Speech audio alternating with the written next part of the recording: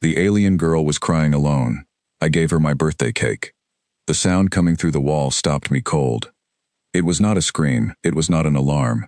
It was something lower than both of those things, a vibration that moved through the metal floor of Maintenance Corridor 7 and climbed straight up through the soles of my boots into my chest.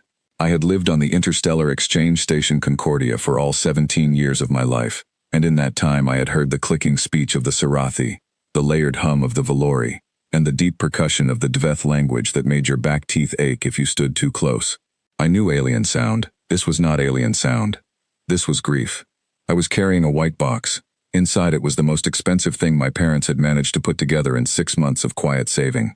Real chocolate, real butter, real flour that had traveled 4 light years in a pressurized cargo hold just to end up as a birthday cake for a human girl who had no idea how much she was loved. My 17th birthday was 2 hours old. The party was waiting in our quarters on level 9. I had slipped away to the kitchen to pick up the cake early because I could not wait and because I have never in my life had any patience for surprises. I took the shortcut through Corridor 7 because it saved 4 minutes and because the security access on that passage had been broken for 3 weeks and nobody had fixed it yet. I should have gone the long way. I pushed through the access door and the sound hit me fully. It was coming from the far end of the corridor, where a cluster of coolant pipes ran floor to ceiling, and a stack of unused equipment crates created a narrow alcove. I walked toward it before I decided to. My feet just went. She was pressed into the corner behind the last crate, her back against the coolant pipe, her shoulder plates vibrating at a frequency that sent small tremors through everything they touched. She was Sarathi. I knew that from the crystalline plates that covered her shoulders and the back of her neck, from the pale silver blue of her skin, from the 6-fingered hands pressed flat against the floor as if she was trying to push herself through it. She looked about my age, which for a Sarathi meant she was probably between 16 and 19, though their aging was different enough from ours that nobody really knew for sure. Her shoulder plate was cracked. Not broken, not bleeding, but cracked along the upper ridge in a pattern that looked like a fissure running through glass. In Sarathi anatomy, the shoulder plates were the most emotionally sensitive part of the body. Our xenobiology teacher had told us that once in a class that most of us slept through. Stress, shame, and grief expressed themselves through the plates first. A crack like that one was not a physical injury. It was a record of something that had gone deeply, privately wrong. She looked up when she heard me. Her eyes were the pale gold color that all Sarathi had, but right now they were filmed over with a cloudy layer, which I later learned was the Sarathi equivalent of tears, not water but a thin mineral secretion that clouded the iris when the body was overwhelmed. She stared at me. I stared at her. She said something in Sarathi that my translator chip rendered as approximately, "You will leave and you will not record this and you did not see anything." I put down the cake box and sat on the floor. I do not know why I did that. I want to tell you it was calculated, that I had some diplomatic instinct that took over in the moment. The truth is simpler.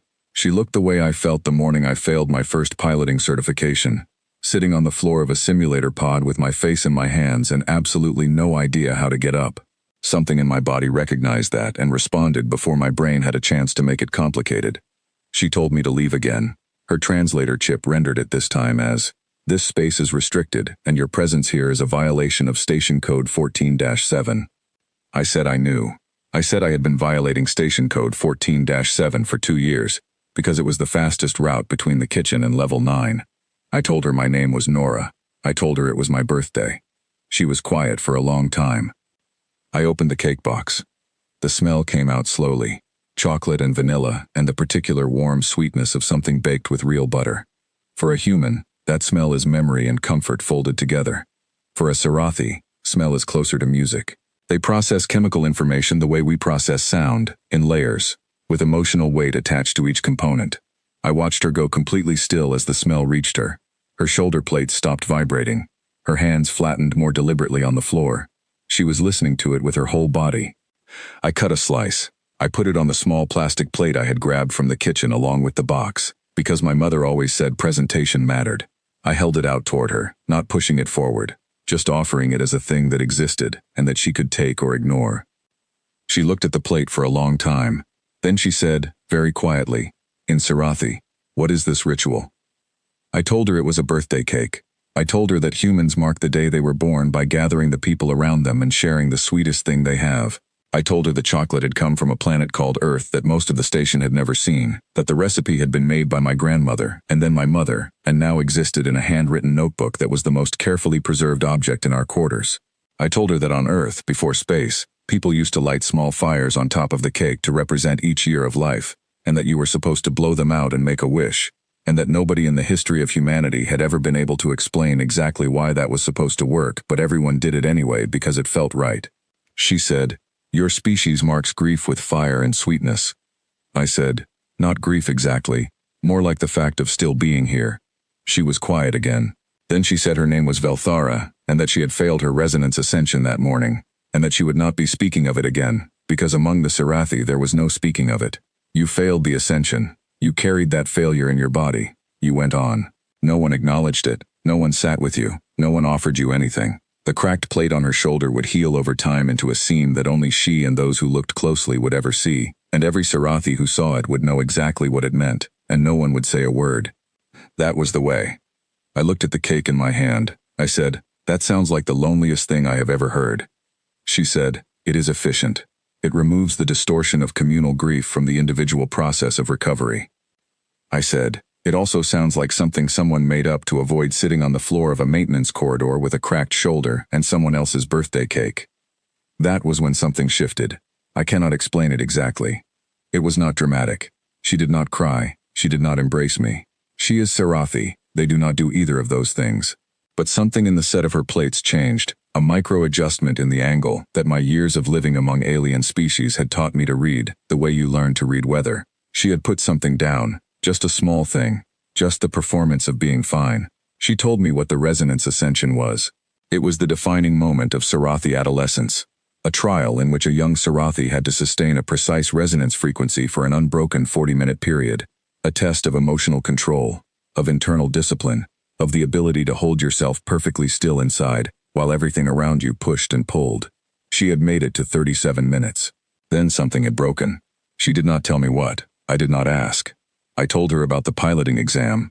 I told her how I had frozen at the controls during the final approach simulation and overshot the docking port by 40 meters, which in a real approach would have put the nose of my ship directly into the side of the station. I told her that I had sat in the simulator pod for an hour afterward, and that at some point my instructor had knocked on the door and slid a protein bar through the gap at the bottom, without saying anything at all, and that I had eaten it and cried a little more, and then eventually gotten up, because the floor of a simulator pod is not very comfortable, and your body eventually makes the decision for you. I told her I passed the exam 6 weeks later. She said, "Your instructor did not report your failure to your family unit." I said, "He reported it eventually, but not that day." She said, "Why?" I said, "Because that day it was not information. It was just a kid having a bad morning." She held the fork I had given her. She had not eaten the cake. I knew she could not. The Sarathi digestive system was completely incompatible with human food, and the chemistry of chocolate would have been genuinely dangerous to her. But she held the fork the way someone holds something they are trying to understand through their hands. She turned it over. She pressed her thumb against the tines. She said, "Your species carries pain in shared containers." I said, "I guess we do." She said, "It is not efficient." I said, "No, but it works."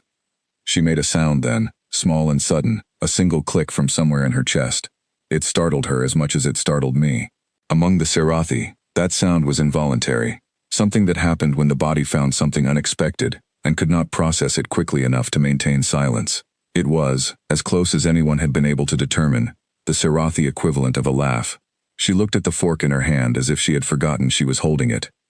I told her something else then. I told her that among humans, when we did not know what to say to someone who was hurting, we showed up anyway. We brought food because food meant I thought about you when you were not in front of me, which was another way of saying you exist in my life even when you are not visible. I told her that my mother had once spent an entire night baking for a neighbor she barely knew, because that neighbor had lost someone, and there was nothing useful to do and my mother could not stand feeling useless. The neighbor did not eat most of it. That was not the point. The point was the act of making it, the deliberate expenditure of time and care in the direction of someone else's pain, which was a human way of saying the pain is real, and so are you. Velthara was very still when I finished saying that. She said, "Your species invented an entire system of gestures designed to make the experience of loss less isolated." I said, "Yes. We are very bad at being efficient about it. We have been doing it for thousands of years and we never improved it or streamlined it. We just kept doing the same thing, showing up, bringing food, sitting on floors." She said, "It seems deeply impractical." I said, "It is completely impractical. It does not fix anything. It does not resolve the thing that broke. It just means that when you get up off the floor eventually, which you will, there is a small chance you remember that someone was there with you while you were still down. She looked at the plate. The cake was still sitting on it, untouched, and it smelled warm and real in that cold metal corridor. She said, "I did not know that species could function this way. We were told your kind was fragile, prone to emotional disruption, that your empathy response was a liability in diplomatic settings because it prioritized individual feeling over collective stability." I said, "Who told you that?" She said, "The Deveth briefing materials. Also several Sarathi academic papers. Also our cultural introduction module for station arrival." I said, "That is incredibly rude and also extremely funny." She made the click sound again. Then she set the fork down on the plate very carefully, the way you set something down when you want to remember exactly where you put it. The door at the end of the corridor opened. The sound that came with it was like a cathedral settling. Low, resonant, heavy with age and authority. Every surface in the corridor hummed faintly in response. I knew without turning what was there. I turned anyway. Senior Resonance Keeper Aethovale was the oldest Sarathi on the station, and possibly one of the oldest living things I had ever been in a room with. His shoulder plates were enormous, layered like geological strata, each one a record of a decade of life. His eyes were the deep amber of very old gold. He moved down the corridor toward us with the particular stillness of something that had not been in a hurry for so long it had forgotten hurry was possible. He took in the scene. Velthara in the corner. Me on the floor. The open cake box. The fork on the plate. He said something in Sarathi that my translator chip processed as, "The young one will come with me now, and the human will not speak of this event to anyone, and the young one's placement request will be processed by end of station cycle." I knew what placement request meant. It meant Velthara was being reassigned, away from the station's primary diplomatic track, away from the position she had been working toward, quietly filed into a secondary role on a colony facility, where her failure would not be visible. Out of the way. I stood up. I said, "She was talking. You should let her finish." Aethovale looked at me for what felt like a very long time. No one said anything for several seconds. He said, "You have 30 of your human seconds, child." I turned to Velthara. She was looking at me with those clouded gold eyes, and I did not know what she needed to hear. I do not have diplomatic training. I was a 17-year-old with frosting on my sleeve and a half-eaten birthday cake on the floor. I said the only true thing I had. I said, "Whatever happens when you walk out of here, you were here. You said it out loud. That counts. Not to them, maybe, but it counts." She looked at me for a long time. She said, quietly, so quietly I almost missed it, "I heard you." Then Aethovale took her away, and I picked up my cake and I went home to my birthday party. My parents noticed I was quiet. My mother noticed there was less cake than there should have been. She did not ask about it. She cut me a larger piece than usual, and that was that. 3 days later, a formal diplomatic communique arrived at our quarters, addressed to me specifically. My mother stood in the kitchen doorway while I read it. It was written in official Sarathi diplomatic script, which the station's translation system rendered into clean, precise English. It said 4 words. Air resonance was noted. That was the entire message. No signature, no stamp, nothing. Just those 4 words. My mother read it over my shoulder. She said, "What did you do?" I said, "I sat on the floor with someone." She looked at me for a moment. Then she went back into the kitchen and started making another batch of cake. Nothing happened for a long time after that. Months passed. The station continued its slow rotations around the diplomatic calendar. I retook my piloting certification and passed. I started working in the station's junior liaison program, running translation support for low-level trade meetings. I heard through the general network that Velthara had not been reassigned, that her placement had been quietly held, that she had been given additional time to reapproach the resonance ascension on a revised timeline. I did not know if that was connected to anything I had done. I told myself probably not. Then, 8 months after the corridor, a proposed amendment to the station accord was introduced by the Sarathi delegation. It was called the Crew Wellness Protocol. What it did, in practical terms, was establish a network of private, unrecorded spaces on the station where any crew member of any species could access what the document called informal grief processing support. A simple thing, a room, a chair, a designated staff member trained in cross-species emotional response, no logs kept, no reports filed, completely voluntary. It was the first interstellar mental health policy in the history of documented space governance. At the very bottom of the proposal, In a section that most people skimmed past because it was technically a footnote, there was a single line of explanation for the origin of the concept. It read, "Inspired by human ritual practice, specifically the sharing of food among individuals experiencing significant personal distress, as observed in informal exchange on Station Concordia, stardate 14.7/2281. My mother framed it. She hung it in our kitchen between the window and the spice rack, and it stayed there for the rest of the time we lived on that station. 10 years later, I was standing in the main diplomatic hall of Station Concordia, wearing the blue jacket of a fully certified interstellar liaison, and trying to look like someone who belonged there. The expanded Concordia Treaty was being ratified. 30 years of negotiation, 43 species, 12 separate territorial disputes, and one near war that had been quietly walked back from the edge by a combination of patience and extremely careful translation work. Today it was finally done. The hall was full. Every delegation had sent its most senior representatives. The noise was extraordinary. Dozens of languages overlapping. Translator chips working at full capacity. The air vibrating with the sound of history closing a chapter. I saw Velthara across the room. She was in full elder regalia now, her shoulder plates layered and extended in the formal arrangement that indicated diplomatic rank. She had risen faster than anyone had expected, partly through skill, partly through a new position that had been created specifically for her work, a role called Resonance Diplomat, which had no predecessor because the function had not existed before she invented it. She specialized in cross-species emotional translation, in reading the things that bodies said when languages failed, in sitting in rooms where things were falling apart and knowing how to be still in them. She found me before I found her. She crossed the room with the same deliberate, unhurried calm that Aethavale had once moved with, though warmer somehow, less like a geological formation and more like a tide. She held out something small. It was wrapped in a material I did not recognize, something crystalline that caught the light and hummed very faintly between my fingers. I unwrapped it. Inside was an object about the size of my palm, carved from a blue-white mineral I had never seen before, shaped with very careful precision into something unmistakable. A slice of cake, exact in its proportions, with the layered detail of frosting along the top, a fork resting against it, everything rendered in crystal. She said, "We could not carry your recipe across the translation. The chemistry does not survive, so we made our own version of the object.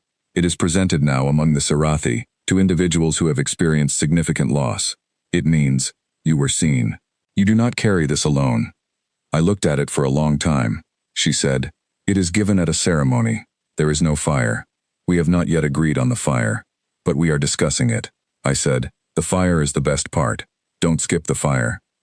She said, "I will put it in the proposal." Then she went back to her delegation, and I stood there holding a crystal slice of cake in the middle of the most important diplomatic event of the decade, and tried to look professional. I did not cry. I am a liaison. We are professionals. But I did slip away to a small private room off the main corridor, and I sat on the floor with my back against the wall, and I ate a piece of real chocolate cake that I had brought in my jacket pocket, because I had known it would be that kind of day, and I thought about my grandmother's handwriting in a notebook on a planet I had never stood on, and the way my mother's kitchen always smelled on the mornings that mattered. I did not share it with anyone. I think she would have understood.